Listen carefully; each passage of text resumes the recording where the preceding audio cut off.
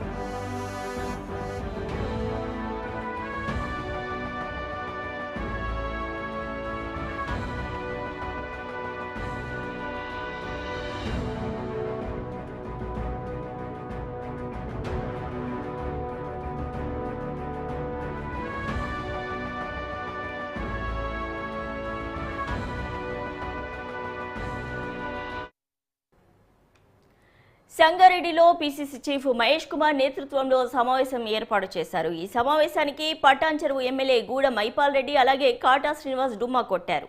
గూడ Mypal Reddy already BRS పార్టీని విడి కాంగ్రెస్ లో చేరినప్పటి నుంచి దూరంగా ఉంటున్నారు కాంగ్రెస్ పార్టీకి. ఇద్దరు నేతలు ఎందుకు రాలేదని పీసీసీ చీఫ్ కూడా ఆరా తీశారు. అటు మంత్రి దామోదర్తో కూడా అంటిముట్టనట్లుగా ఈ ఇద్దరు నేతలు ఉంటున్నారు.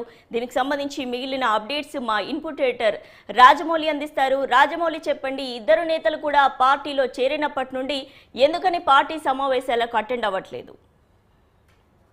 సుష్మా, ఏదైతే కాంగ్రెస్ జిల్లా స్థాయి సమావేశానికి పిసిసి అధ్యక్షుడు అయినటువంటి వ్యక్తి అక్కడ మీటింగ్ పెట్టిన నేతృత్వంలో జిల్లాలో ఉన్నటువంటి ఎమ్మెల్యేలు కావచ్చు, ఎమ్మెల్సీలు కావచ్చు, మినిస్టర్లు సైతం అందరూ హాజరు కావాలని ఇదివరకు పార్టీ శ్రేణుల్లో ఇప్పటికే చర్చనీయాంశంగా మారింది.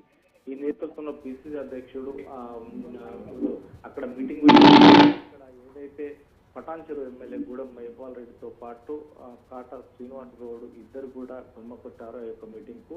ఏదైతే కాటా శ్రీనివాస్ గౌడ్ కాంగ్రెస్ పార్టీ మీద కొంత బుర్రుగా ఉన్నట్టుగా ఉంది. ఎందుకంటే గూడెం మైపాల్ రెడ్డి బీఆర్ఎస్ పార్టీని వదిలి ఎప్పుడైతే సీఎం రేవంత్ రెడ్డి సమక్షంలో కాంగ్రెస్ పార్టీలో చేరిండో అప్పటి నుండి తనకు తెలియకుండా పార్టీలో చేర్చుకున్నారంటూ కూడా జిల్లా ఇన్ఛార్జ్ అయినటువంటి మినిస్టర్ తో పాటు కూడా దూరం ఉంటున్న నేపథ్యం ఉంది.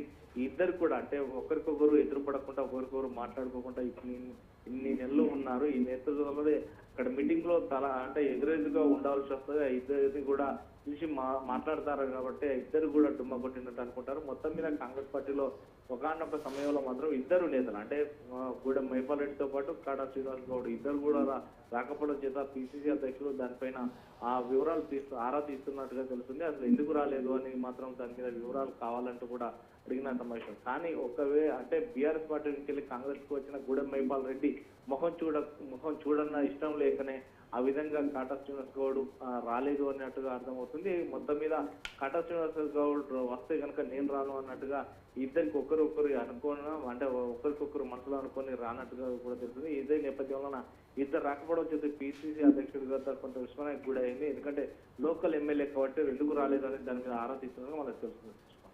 రాజమౌళి, కాటా శ్రీనివాస్ కావచ్చు, గూడ మైపాల్ రెడ్డి కావచ్చు, ఇద్దరు నేతలు కూడా ఎందుకు ఈ సమావేశానికి రాలేదు, ఎందుకు డుమ్మా కొట్టాల్సి వచ్చిందనేటువంటి ఎక్స్ప్లెనేషన్ ఏమైనా పిసిసి చీఫ్ కి ఇచ్చారా? పార్టీకి కానీ ఎవరికైనా ఈ విషయాలపైన స్పందించారా?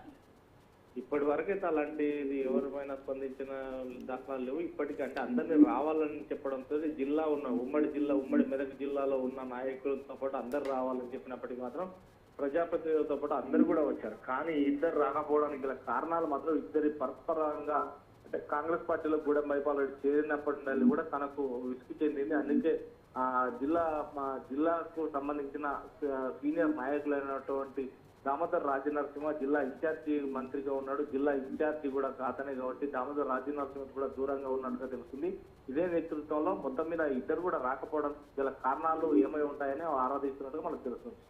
Right, thank you Rajamouli.